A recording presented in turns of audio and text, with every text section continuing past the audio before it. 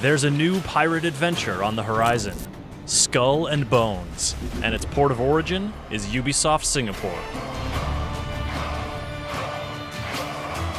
Just to be able to tell people, hey, I'm working on a pirate game, and it's the pirate game we've always dreamed about. We've always dreamed of playing this game. That resonates with a lot of us that really have dreamed about making the ultimate pirate game. Nobody ever played pirate by themselves.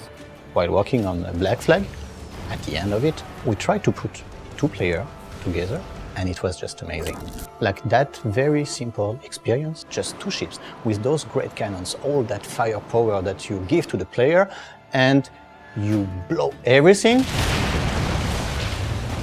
was just super cool. We already knew that something great could come out of that. We're not making Black Flag 2.0, we're making our own game, but we really went to school on what we've done in the past.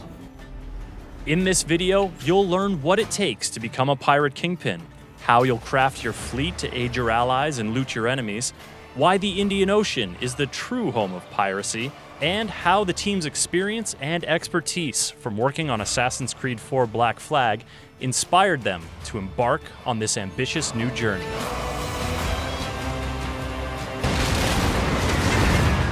Our pirates are at the helm of the ship, so we control a giant tall ship across different classes of ships, from a small sloop to a giant frigate. The pirates themselves start out with one ship, and over time they're going to collect more and more ships. And that gives them lots of, like I said, play style options and ways to take on their enemies. The other thing that it gives them a chance to do is to start to develop strengths in combat and PvP with and against other players. One of our very interesting class that we have today is a Sharpshooter. Basically, it's a long gun that is on a very small ship that doesn't have a lot of defense, but can shoot very, very far, extremely strong. And we also have the frigate, which is able to basically sponge up damage. And it's very deadly when it gets its broadsides zeroed in on its target. So our vision for our classes and our ship types is very similar to traditional RPG archetypes. So we want players to have a familiar system that they understand from playing other games and other genres. We want to give the players opportunities to have lots of these different ships, so I can, depending on my situation, switch between my ships to support my teammates or support my friends, or to betray my friend or betray my former ally. The combat that we wanted to bring was multi-dimensional, and one of the strong dimensions is the positioning, which side of his hull is stronger than the other, but also what will be the direction and the position that will give him an advantage in terms of wind positioning.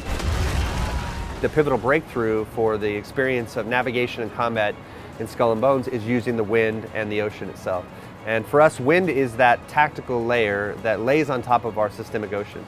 So wind is not just a navigation tool, it's how you assess a situation. It's used for positioning, to be in the right position to strike. It can be used both offensively and defensively. It's a way for you to escape quicker and gain an advantage on your prey. So we can read it in every single element of the world, read it in the stream that you can see in the world, read it in the sails, the way they are turning, the way they are inflating.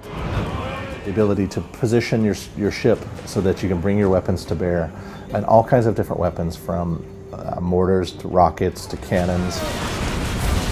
There are a lot of key things that you have to juggle. You have the ability to go up to the crow's nest. You have a much wider FOV, almost a 360 degree if you go around view of the environment. That helps you make decisions using the wind, the environment, and the position of your target. Position fixed! Open fire! So when you're constantly learning the abilities of your ship, compounded by the weaknesses of your target, you're even able to become a more deadly predator.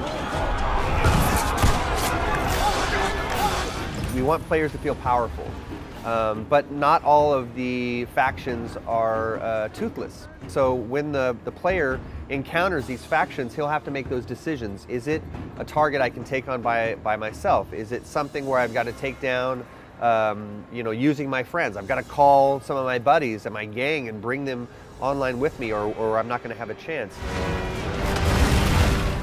The world reacts, and that's where our pirate hunters come in. They represent the VOC, and they have a vested interest in securing the safety of their merchant ships. So the more thefts, the more heists that take place, the more likely it is in the world and in Loot Hunt that the pirate hunter is going to respond and try to hold you accountable for robbing from them. I will say that the pirate hunters are something you can't tackle by yourself, and there's going to be lots of encounters like that in Skull and Bones where you have to work together with your friends. But we'll wait and see. I mean, the idea is to put these things in a world that is logical and cohesive, and I'm not going to say it's impossible. I'm just saying don't try to do it by yourself. I'm sure someone's going to try to do it. Oh, of course. And somebody will be successful, but that guy will be legendary. The Indian Ocean was super compelling for us. It's a different setting. It has all of the major ecosystems and so many different trade resources within the world that we could build a fantasy, very strong fantasy about how pirates operated and how pirates worked inside the Indian Ocean. So you have an ocean that has amazing trade winds, beautiful waters that change in color and texture and behavior from region to region. It gives us a really huge canvas for us to tell our story. We have a team who understand and live in the middle of the Indian Ocean. And because you understand it, you can smell it almost. When we have the image on screen, we know how it looks like in real life. We know how it feels like. We understand the world as it is in the Indian Ocean. And I think that makes a lot of difference. Our game is dominated by a lot of islands and shorelines and so on. It's a bit close to what we have here in Singapore in terms of the environment. It's very tropical, there's a lot of beaches. It's a subject matter that's a bit familiar to us here. So we pay attention to the big picture, from the big composition to lighting and all the way to the smaller details like little swaying ropes and the subtle spray from the ocean. The one thing, the adventure to go on with you as the star, your pirate is the center of this game. And then if every player is the center of the game, we make these communities and we make their own stories. And across different seasons, across different time periods, the game will live on, and we'll keep introducing new and unique content, different ships, different weapons, different items, different locations, different game modes. And I think that's what makes Skull and Bones so special, is this idea that you can create your own gang, you can have your own identity, your own flags, your own emblems, your own colors, and you can go to war with each other and build your gang up to take over the whole Indian Ocean.